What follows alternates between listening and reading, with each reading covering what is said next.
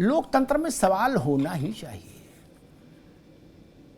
लेकिन लोकतंत्र की इससे भी बड़ी कसौटी ये है कि आप जो कुछ कर रहे हैं वो जनता को पसंद आना चाहिए क्या, और जनता को पसंद आया कि नहीं आया ये इस बात से पता लगता है कि इंदिरा गांधी के समय में जो स्थिति कांग्रेस की थी वो ये बताती थी कि जनता को इंदिरा गांधी पसंद आती हैं, कांग्रेस पसंद आती है।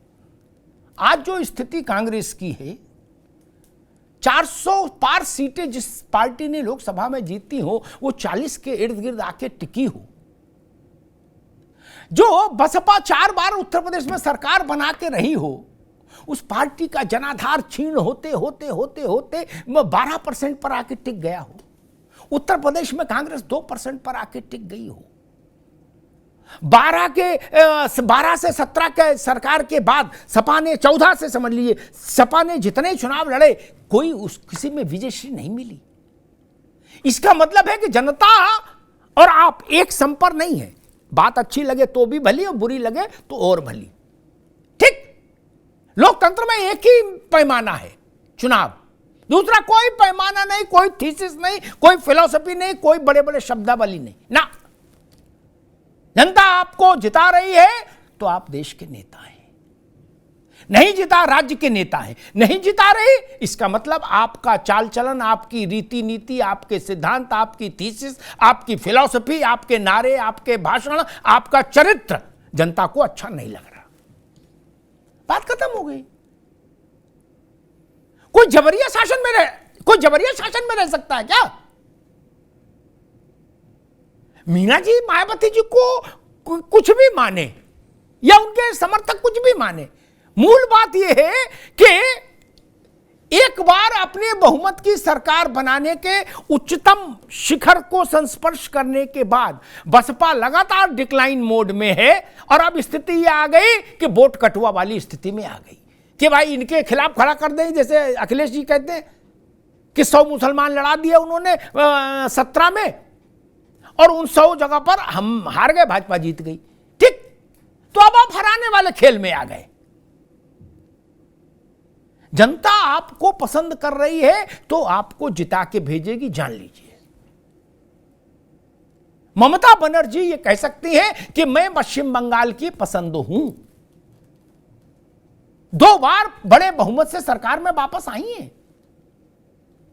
अधीर रंजन क्या कह रहे हैं छोड़ दीजिए, अधीर रंजन की वहां कोई स्थिति नहीं। रत्नाकर जी को बुरी लगेगी बात, लेकिन वहां कांग्रेस की कोई स्थिति नहीं बंगाल में ना। बंगाल में कांग्रेस सर्वकालिक पतन के निम्नतम स्तर पर खड़ी है। 32 साल जिस लेफ्ट समूह ने बंगाल में शासन किया, ज्योति बाबू और बुद्धदेव, वो कोमा में पड़ा है। वहां 2 पार्टी सिस्टम जैसी स्थिति बन गई, टीएमसी वर्सेस बीजेपी। अब सीताराम येचुरी क्या कह रहे हैं, इससे क्या फर्क पड़ता? फिर इसका मतलब येचुरी की कई बात जनता को समझ नहीं आ रही। उत्तर प्रदेश में अगर भारतीय जनता पार्टी 38 साल बाद अपनी सरकार को दोबारा बड़े बहुमत से लाकर स्थापित कर पाई तो आपको अच्छा नहीं लगेगा ये सुनना। इसलिए कहना कहूं क्या कि ये जनता का मैंडेट है, ये मुझसे तो नहीं होगा। मेरे लिए योगी आदित्यनाथ भी करिश्माई नेता हैं, मेरे लिए ममता बनर्जी भी करिश्माई नेता हैं, ये जान लीजिए। क्या जिनको चुनाव लड़ना हो, पार्टियों से रुपया पैसा लेना हो, वो दंड फंद करें भाई। जिसको जनता जिता रही लोकतंत्र में वही नेता है। बाकी भाषण अपने मन से सबको आजादी है। जब तक कोई मुकदमा ना करा दे दूसरा तब तक बोलते रहो। मुकदमा करा देगा तो जेल हो आना। आजकल तो ये भी चल रहा, मुकदमा भी है, भगवान की दया खूब हो रहा है। क्या बोले फेसबुक पे लिख दिया तो पुलिस ले गई, और क्या कर दिया था पुलिस ले गई। आप कितने महान नेता हैं इससे मैं प्रभावित नहीं हो सकता। कांग्रेस ये कहे कि मैं तो भाई सबसे बुजुर्ग पार्टी हूं, इससे प्रभावित होने का दौर चला गया मित्र। हां, आप हैं सबसे बुजुर्ग पार्टी, तो जनता का मैंडेट आपको नहीं मिल रहा, लंबे समय से नहीं मिल रहा, बात खत्म हो गई। बुजुर्ग होने से क्या होगा? लोकतंत्र में एक ही थर्मामीटर, वोट किसके पास है, ये जान लीजिए। आप जिस आधार पर हिमाचल में अपनी विजय को जिस तरीके से व्याख्या करते हैं उसकी, वही आधार आप उत्तर प्रदेश में लागू क्यों नहीं करते भाजपा की विजय के लिए? आप कर्नाटक की विजय की व्याख्या दूसरे ढंग से करते हैं और उत्तर प्रदेश में भाजपा की विजय की व्याख्या दूसरे ढंग से करते हैं। ये तो कंजूसी नहीं चलेगी ना मीणा साहब, ये तो नहीं चल सकता ना। नपना तो एक ही रखना होगा, दिल पे पत्थर रख के रखो लेकिन रखना पड़ेगा क्या? हमको ममता बनर्जी कतई पसंद ना हो तो उनको बंगाल का मुख्यमंत्री नहीं बोलेंगे, उनकी जगह क्या किसी दूसरे को मुख्यमंत्री बता देंगे कि प्रकाश कारात है ये बंगाल के मुख्यमंत्री? ऐसा तो नहीं कर सकते ना। हमको मायावती जी बहुत अच्छी लगती हैं नेता के तौर पर, तो ये तो नहीं कह सकते वो उत्तर प्रदेश की मुख्यमंत्री है। पास्ट टेंस में थी, बात गई। इसलिए मैं कहता हूं, और जो बात मीणा जी कह रहे थे, फिर मैं उन्होंने अपनी जो बाद में बात कही उसका ही विरोधी बात वो शुरुआत में कह गए। ये कंट्राडिक्शन खराब है। जैसे उन्होंने कहा कि नहीं चलेगा गठबंधन, चलता रहा और आगे जाएगा।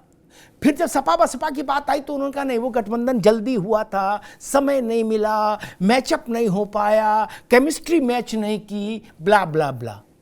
प्रोफेसर साहब, जो बात आपने बाद में बताई बच्चों को, वही नियम INDIA पे लागू क्यों नहीं कर दिया? शुरुआत में आपने तब कह दिया नहीं वहां सब हो जाएगा, उनको ताकत का इंजेक्शन लगा दिया, बॉर्नवीटा पी रहे हैं, ऐसा तो नहीं ना। मुझे मालूम है कल चुनाव हो जाएगा तो हो सकता है परसों फिर आप यही कहोगे कि अग्निहोत्री जी INDI नहीं चलना था। आई नो, मुझे पता था, मैच नहीं किया केमिस्ट्री, लेकिन आज नहीं बोलोगे। मेरे साथ खराबी है, मैं आज ही बोल देता हूं जो कल बोलना चाहिए। जो कल बोलना चाहिए वो मैं आज बोल देता, बस इतनी बुरी आदत है मेरी। मीणा साहब कल बोलेंगे लोकसभा चुनाव हो जाने के बाद कि अमिताभ जी आई नो परिणाम आने ही नहीं था, आपस में एक दूसरे के खिलाफ बोल रहे थे, कैसे परिणाम आता? लेकिन आज कह रहे हैं इससे कोई फर्क नहीं पड़ता, मूल मुद्दा ये है मोदी को हटाओ। तो उत्तर प्रदेश में 19 में क्या कौन सा मुद्दा था? पाकिस्तान लाओ, तब भी तो मुद्दा था मोदी हटाओ। तो 80 में 15 सीटें मिली कुल, नहीं तब भी मुद्दा था मोदी हटाओ। ऐसा तो था नहीं कि सपा बसपा मोदी लाओ के लिए चुनाव लड़ रहे थे, मोदी हटाओ के लिए लड़ रहे थे। एक लोकगीत बना था मीणा साहब, मायावती अखिलेश मिलके दे दिले संदेश, क्या भोजपुरी में क्या संदेश निकला? कुछ नहीं निकला ना।